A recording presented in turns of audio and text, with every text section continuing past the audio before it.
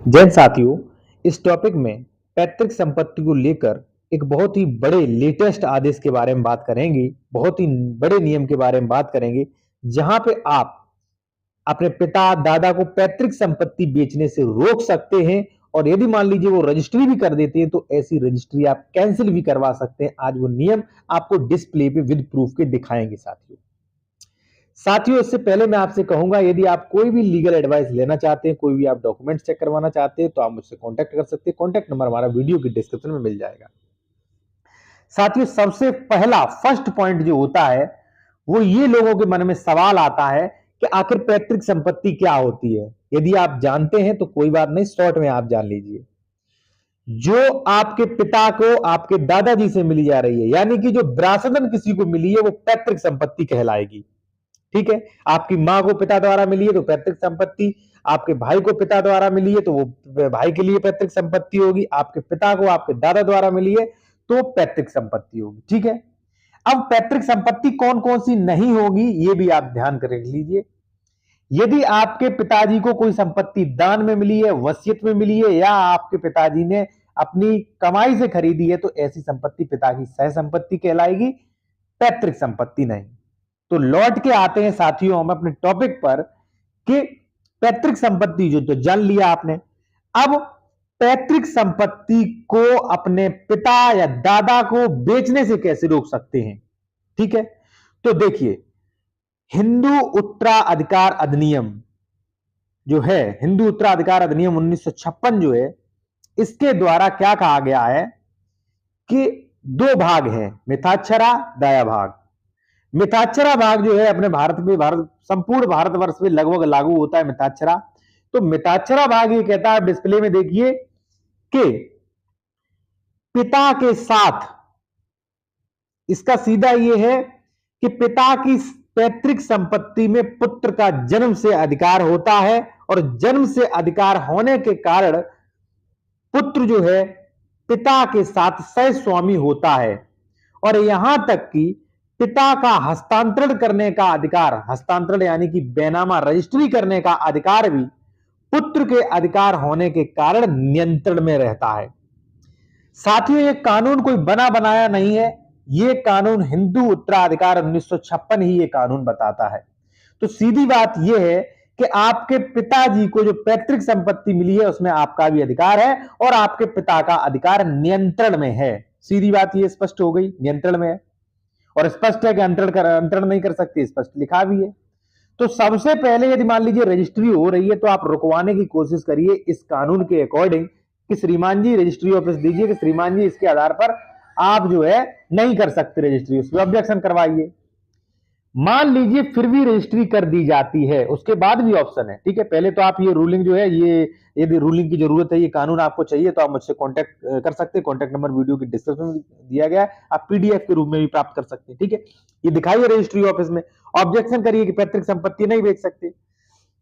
फिर भी साथियों मान लीजिए पैतृक संपत्ति की आपके पिता ने रजिस्ट्री कर दी, आपके दादाजी ने रजिस्ट्री कर दी, तो कोई दिक्कत नहीं।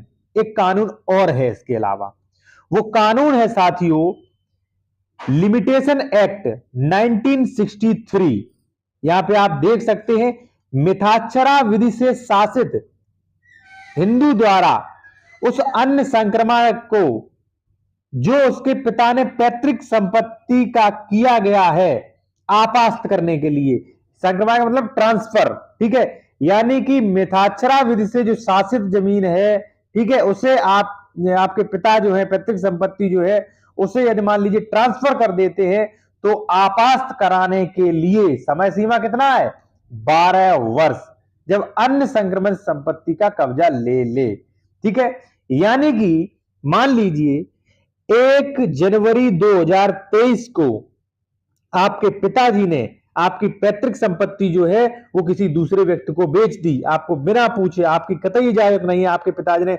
सर, आप एक चीज मैं आपको और समझाऊंगा कि पैतृक संपत्ति कब बेची जा सकती है, अभी ये सुन लीजिए।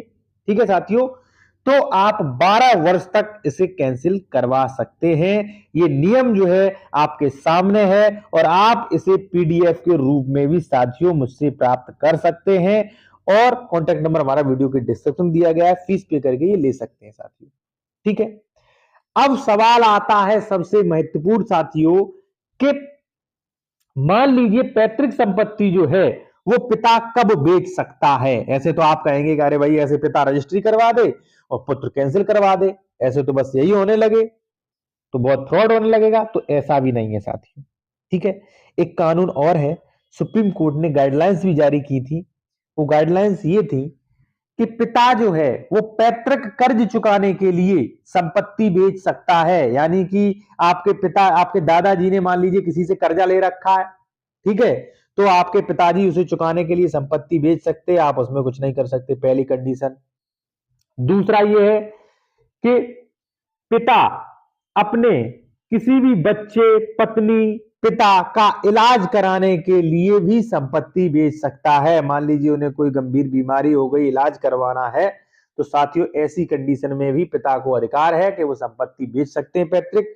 आप उस पर कैंसिल नहीं करवा सकते, रजिस्ट्री कैंसिल नहीं हो सकती है, ठीक है। दूसरा ये हो गया। तीसरा है कि बेटी की शादी के लिए, ठीक है, मान लीजिए बेटी बेटा है, इनकी शादी करवानी है, ठीक है, तो ऐसी कंडीशन में भी पैतृक संपत्ति को बेचा जा सकता है। चौथी जो है वो है बच्चों की पढ़ाई के लिए भी ये संपत्ति बेची जा सकती है। लेकिन हाँ साथियों, इसमें एक दिक्कत हो जाएगी कि अगर मान लीजिए उसके 2 बच्चे हैं, अब पिता चाहे कि मैं पूरी संपत्ति बेच के एक बच्चे को ही लगा दूं, एक बच्चे को ही डॉक्टर बना दूं, दूसरा हमारा बेटा किसान है, तो ऐसे में दूसरा बेटा साथियों ऑब्जेक्शन कर सकता है और यहाँ पे रजिस्ट्री भी कैंसिल हो सकती है।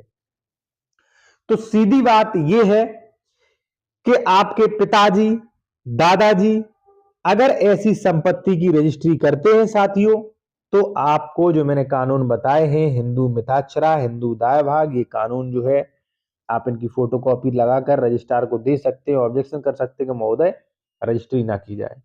दूसरी बात, यदि रजिस्ट्री कर भी दी जाती है, कुछ कंडीशन को छोड़कर जो कि मैंने अभी बताई थी आपको कौन कौन सी कंडीशन, उन्हें छोड़ के यदि मान लीजिए आपके पिताजी रजिस्ट्री कर देते हैं, वसीयत कर देते हैं, दान पत्र कर देते हैं, तो साथियों ऐसी कंडीशन में आप वो चीज सभी जो भी रजिस्टर्ड दस्तावेज हैं कैंसिल कराने के लिए स्वतंत्र हैं और निश्चित ही साथियों आपकी जीत होगी। तो साथियों ये था, मैंने आपको बताया कि सह संपत्ति क्या होती है।